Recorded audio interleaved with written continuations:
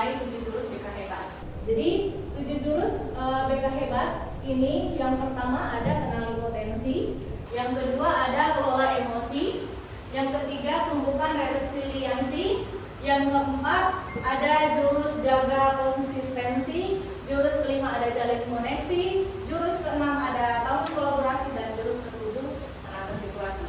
Untuk 7 jurus BK Hebat ini nantinya kan pemerintah itu ada kegiatan yang namanya guru wali Bapak Ibu. Bukan berarti 7 jurus BK Hebat ini hanya kami yang kuasai sebagai guru BK, tapi Bapak Ibu sebagai guru wali itu diharapkan untuk bisa menguasai 7 jurus BK Hebat ini, karena sebagai anak wali kita harus mengetahui potensi apa yang anak-anak miliki, kemudian bagaimana emosinya dalam pendidikan atau stres akademiknya seperti apa, bagaimana cara kita menumbuhkan resiliensinya untuk bangkit ya dalam pembelajaran. Misalkan dia sudah patah semangat, dia sudah pasrah dengan nilai-nilainya, bagaimana cara kita menumbuhkan supaya dia bangkit lagi motivasi belajarnya. Menjaga konsistensi dari segi kita Bapak Ibu guru, menjaga konsistensi di dalam lingkungan sekolah, menjalin koneksi antara satu pihak lain dengan pihak budi, misalkan menjaga koneksinya. Kemudian ada bangun kolaborasi yang bisa kita bangun kolaborasinya yang nanti akan saya berikan mulai dari guru, orang tua maupun guru BK di sekolah. Dan yang terakhir adalah menata situasi di mana kita harus mempertimbangkan resiko-resiko dari kerentanan maupun ancaman yang ada di sekolah kita. Baik Bapak Ibu, sebelum memulai kegiatan, nah jurus yang akan saya bawakan, jurus pertama adalah kenali potensi. Nah, sebelum memulai Bapak Ibu boleh saya memberikan sedikit ada video terkait 7 jurus BK Hebat. Kita boleh sama-sama melakukannya.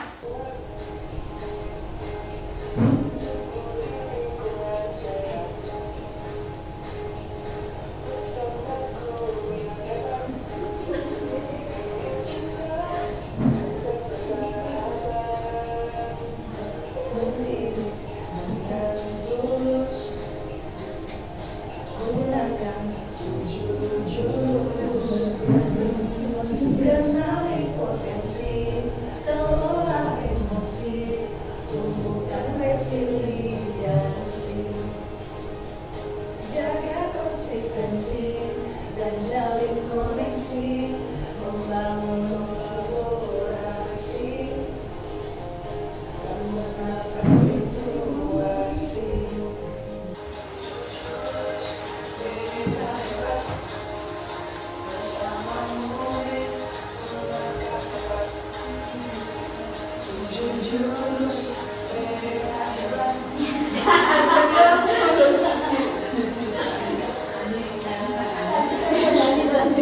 Iya Bapak Ibu, terima kasih. Di sini saya memberikan ke anak-anak kemarin, kebetulan saya memberikannya itu kepada kelas 12 kimia, mengenal potensi karirnya mereka di masa depan, yaitu dengan kenali potensi. Nah, di sini saya memberikan mereka berupa kertas selembar, kertas kecil. Saya memberikan mereka pertanyaan. Yang pertama, ada karir impian apa yang mereka ingin saat ini. Kemudian kenapa mereka tertarik dengan karir mereka. Kemudian langkah apa yang mereka ambil untuk menunjukkan karir mereka itu. Dan keterampilan apa saja yang harus mereka kuasai dalam meraih impian mereka. Nah, mereka menuliskan di secari kertas apa karir mereka. Nah, kemudian saya memberikan asesmen menggunakan akun pintar dengan beberapa tes kemampuan. Kebetulan kelas 12, jadi saya mengetes mereka punya kemampuan dari segi karirnya. Nah, Bapak Ibu nanti misalkan di dalam kelas mau memberikan pembelajaran, mungkin ada baiknya untuk mengetes kemampuan siswa itu dari segi misalkan gaya belajarnya. Bisa Bapak Ibu menggunakan akun pintar ini, ada beberapa tes kemampuan, ada tes kepribadian, ada tes untuk mengetahui gaya belajarnya siswa, atau ada tes karir. Jadi ketika misalkan di dalam kelas Bapak Ibu juga bisa paham, oh di sini ternyata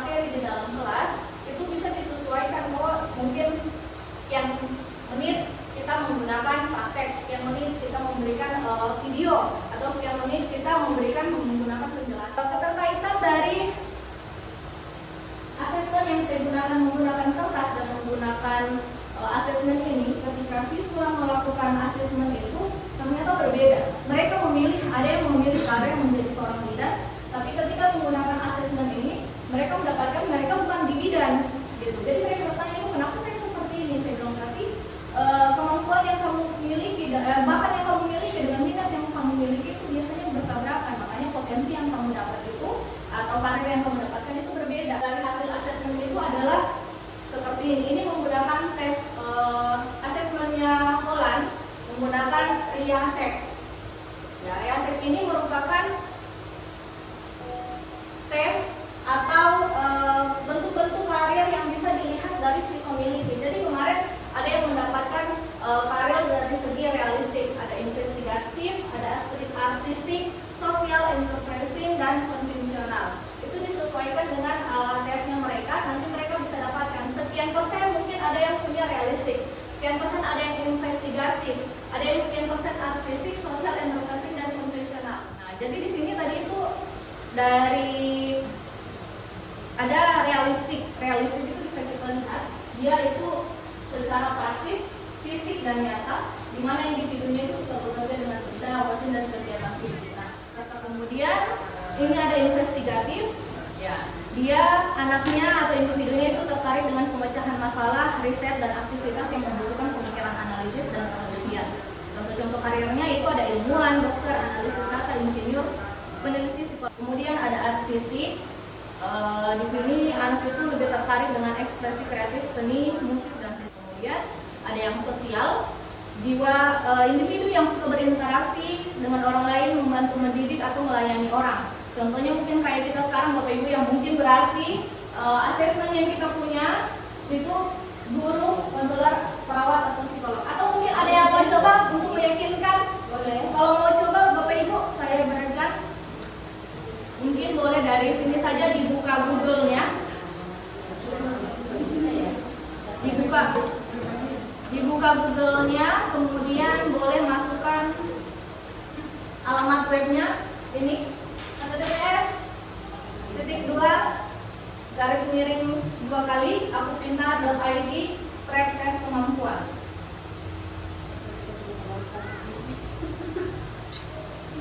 Kebetulan kita mungkin ada juga mau coba, silakan supaya bisa tahu kira-kira sesuai tidak.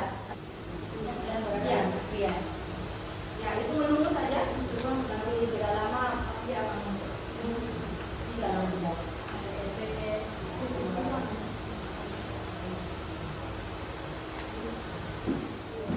Nanti mungkin kalau memang misalkan ada waktu bisa dites. Jadi caranya tinggal itu saja Bapak Ibu mau tes yang mana bisa menggunakan itu. Di sini saya mau menjelaskan dua jurus, saya mau membahaskan dua jurus. Nah, yang jurus satunya yang akan saya berikan pengibasannya ke Bapak Ibu adalah jurus ke-6, yaitu membangun kolaborasi. Nah, ini penting untuk kita semua Bapak Ibu untuk membangun kolaborasi antara guru, ya baik guru kelas maupun guru BK, kemudian staf juga dan kepala sekolah. Itu sangat penting karena siswa yang kita tangani itu pasti akan membutuhkan proses. Jadi kita butuh semua kolaborasi antara satu pihak dengan pihak yang lainnya. Saya rasa Bapak Ibu sudah paham gitu. Kemudian di sini ada, sebelum saya mulai, saya memiliki kartu peran. Ada 1, 2, 3, 4, 5, 6, 7, 8. Jadi di sini kartu perannya itu ada beberapa. Nanti akan saya berikan ke Bapak Ibu bagaimana. Nah, ini mungkin boleh ini satu kelompok, dan di sini satu kelompok. Saya bagi ya Bapak Ibu kartu perannya. Nanti kartu perannya ini Bapak Ibu bisa menjelaskan perannya yang di pinggir sini, perannya sebagai apa, tapi jangan menjelaskan karakter yang ada di bawah tulisan ini. Supaya kita bisa mengetahui, oh kira-kira ini karakternya dari kepala sekolah ini apa sebenarnya. Gitu. Bagaimana karakter dari kepala sekolahnya. Baik, saya akan berikan. Jangan diperlihatkan ke teman Bapak Ibu ya, biar penasaran.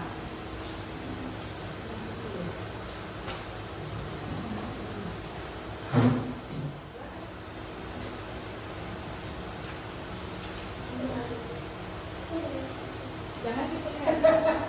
Ya, jadi Bapak Ibu sudah memiliki kartunya masing-masing.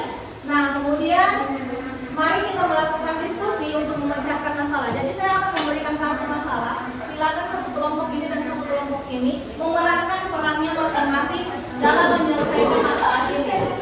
Jangan diperlihatkan karakternya seperti apa, tapi silakan berperan sesuai dengan peran yang ada di kartu tersebut. Perannya itu di ujung sebelah kanan ya.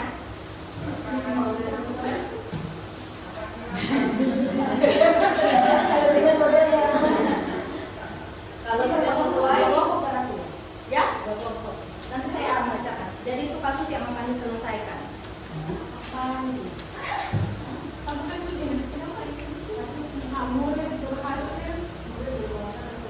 Baik, untuk kelompok sini boleh saya bacakan kasusnya. Silakan setelah ini. Ya, jadi Bapak Ibu di sini, ya, kasusnya adalah murid berbakat tapi terlambat. Siswanya ini berbakat tapi dia datang terlambat. Saya ceritakan, saya bacakan. Seorang siswa sangat berbakat di bidang seni lukis, tetapi sering datang terlambat ke sekolah karena harus menjaga adiknya di pagi hari. Sekolah mulai mempertimbangkan untuk memberikan sanksi, namun guru seninya mempertimbangkan potensi siswa ini karena tidak boleh dipadamkan. Jadi siswa ini memiliki potensi, memiliki bakat, tapi terlambat begitu. Karena untuk menjaga adiknya di pagi hari. Kira-kira dengan peran yang Bapak Ibu miliki, bagaimana cara penyelesaian dari kasus ini? Silakan diperankan perannya, bagaimana? Kemudian nanti akan kita diskusikan. Tidak boleh saling ngomong. Boleh dikasih tahu siapa yang jadi kepala sekolah, siapa yang jadi konselor, boleh tanya. Tapi karakternya jangan diperlihatkan. Baik, kalau Bapak Ibu yang di sini ya, guru memarahi siswa di kelas. Jadi seorang guru memarahi siswa karena melanggar aturan di depan pelanggan. Siswa menjadi malu karena malu di depan kelas Bapak Ibu. Jadi dia tidak mau kelas, tidak mau masuk kelas selama beberapa hari. Kira-kira bagaimana penyelesaiannya? Baik. Mengikuti peran Bapak Ibu. Peran itu yang di atas ya, senior kepala sekolah, bukan di bawahnya. Bukan di bawah atas. Di atasnya. Di atas ya, dia konselor. Dia siswanya. Siswanya. Oh, dia siswanya. Tapi sebagai apa ini? Siswa OSIS. Dia siswa OSIS.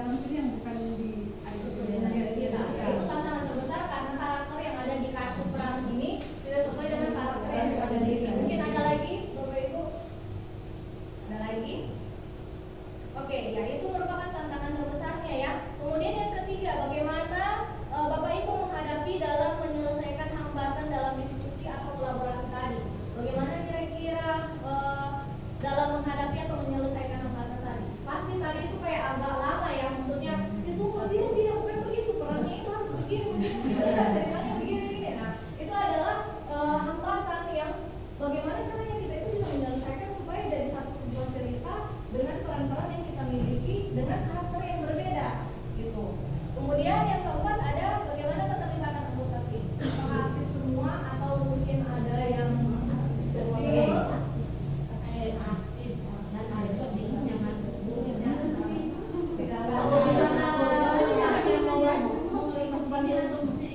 diri sendiri. Oh ya, berarti itu ya keterlibatan anggota tim itu aktif, hanya saja masih bingung dari segitunya.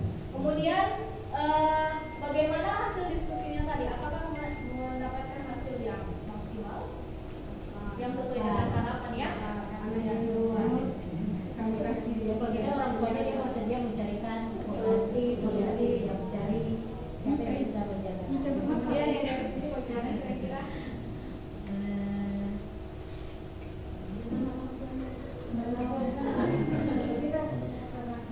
Apa namanya, orang tuanya bersedia Lebih banyak ya. untuk pilih anaknya supaya masuk ke sekolah.